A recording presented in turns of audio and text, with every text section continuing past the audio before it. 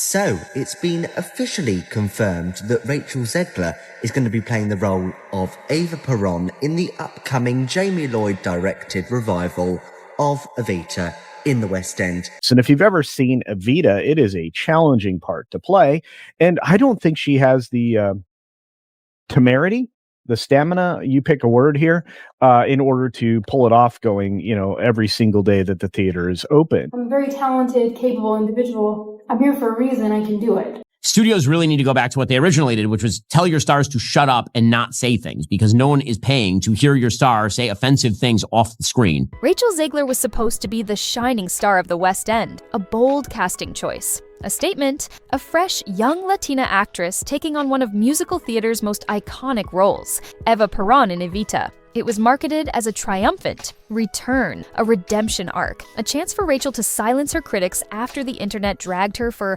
well, just about everything she said during her Disney Snow White press tour. Rachel is literally the star of a Disney movie, and she acts like she's some sort of victim, and that's the sort of mentality that is just poisoning people's minds. Like, she acts like her life is so bad. This girl took the money and then decided that she wanted to go out there and, you know what, I'm going to take my stand. Well, you should have made that stand before you took the money to promote a film, because that's not in line with your job description. But instead of belting out "Don't Cry for Me Argentina," Rachel ended up trending for all the wrong reasons. Again, and this time, there were no fairy tale castles or green screens to hide behind, just leaked memos, walkouts, and a viral rehearsal, video that no one was supposed to see. Let's be clear, when Rachel was first announced for Evita, the buzz was deafening. Some called it brave, others called it a PR gamble, but no one expected what would unfold next. Because apparently, what started as a casting coup quickly turned into a behind-the-scenes storm of tension, chaos, and silence that still hasn't been addressed publicly.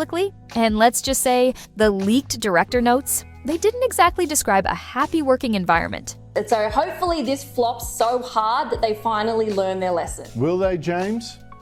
Well, Andrew, woke is a poison apple, and Disney have had a big bite of it. This movie should be called, they should call this movie Snow Woke and the Seven Pronouns. It's so bad, if you were to watch this movie on an aeroplane, Andrew, you'd walk out. Rumors, whispers, reports that Rachel was showing up late to rehearsals, arguing with the choreographer, challenging the vocal coach, and making bold decisions mid-scene without clearing them first. At first, it all sounded like standard celebrity friction, nothing a production of this scale hadn't seen before, but then came the meltdown. According to insiders, during a closed-door rehearsal, Rachel allegedly refused to perform a new choreographed number. Words were exchanged, voices were raised, security was called. Rachel, the lead, was escorted out of the room in front of the entire cast. The buzz turned into a roar when, days later, a grainy clip from inside the theater surfaced online. What an idiot I've been in this industry who has no filter and no idea what she's doing. And if you disagree with this sentiment, I don't need your business. Ba showed a completely different actress center stage, singing Eva's lines while Rachel was nowhere to be found. Suddenly, the questions were louder than the applause. Was Rachel fired? Did she quit? Was this all a misunderstanding? Or something much bigger? Then came the leak. Not from a fan blog, not from a gossip column, but from what appeared to be internal production notes posted anonymously to an industry Discord channel. The memo, dated and labeled Week 3 Rehearsal Summary, included lines that made jaws drop, resists all direction, undermines team leadership, thinks the production revolves around her. One line, reportedly written by the show's own director, read, "We're building a musical, not a kingdom, but Rachel thinks she's royalty." So I decided to walk to this studio because it's really pretty out. It's only like a 15-minute walk. I haven't been out to walk in a warm place in a really long time. So it kind of feels just like wrong, and I feel like I'm forgetting everything that I need. Within hours, the leak had been reposted to Reddit, then Twitter, then everywhere. Suddenly, a story that had been floating in backstage limbo exploded into the public eye. The memo was brutal, and if you disagreed with the sentiment, the internet didn't want to hear it. Fans dissected every sentence. Theater insiders chimed in to say, the format and wording matched legit West End internal reports. Even a few anonymous comments claimed this wasn't just a frustrated director venting, this was a full-blown crisis. I'm stressed out, guys. It's kind of like stupid to complain about. I swear I'm not complaining. If I was a Hollywood executive, I would blacklist her. Behind the scenes, production members allegedly debated replacing Rachel weeks before the clip leaked. And once that video surfaced, showing a new actress performing Rachel's part, well, the writing was already on the wall. Of course, this wouldn't be a modern celebrity scandal without two sides battling it out online. On one side, you had the defenders, Rachel's supporters, who claimed the leaks were targeted and unfair. She's being punished for speaking her mind, one tweet said. Difficult men get called geniuses, outspoken women get called nightmares. Some even called it a smear campaign, pointing out the timing and suggesting that someone inside the production wanted to sabotage her. I was actually, oddly enough, auditioning for a Broadway show of a very famous Broadway musical that was having a revival, and the producers and directors were ordering lunch while I was singing. On the other side, the backlash was relentless. Critics said the leaked notes weren't shocking, they were just confirming what people had already suspected. They dug up old interviews, past press clips, every awkward soundbite from the Snow White tour,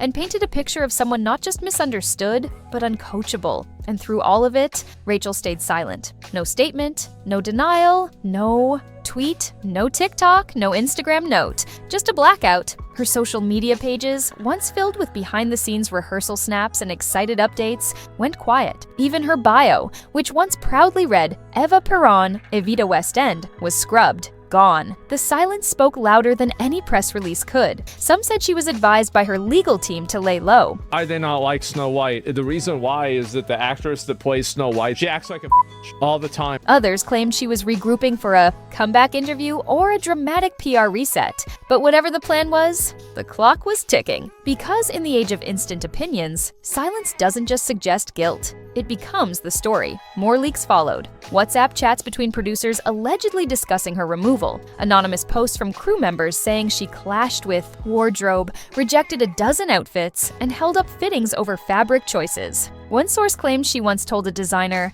"I look like a school teacher, not a revolution." Another said she gave acting notes to fellow cast members, while the actual director stood there watching. And everything I do, people will wait in line to see.